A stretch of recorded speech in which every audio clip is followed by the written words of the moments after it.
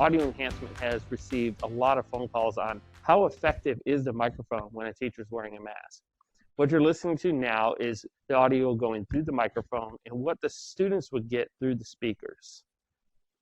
When we turn the microphone off, you're not getting audio from a microphone anymore, just directly from the teacher, where the student would be approximately 15 feet away. We decided we need to do some more technical testing.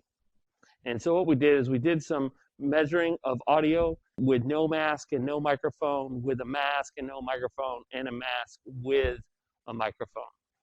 What you're looking at is one sentence over time along frequency. The mountains that you're looking at are going to give you clarity of speech. You can see there is a lot more clarity of speech that shows up when you are using a microphone.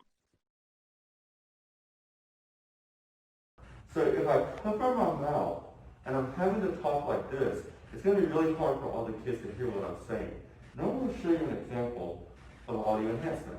If I press and turn on audio enhancement, all of a sudden, every child can hear me, you can hear me clearly, I don't have to strain my voice.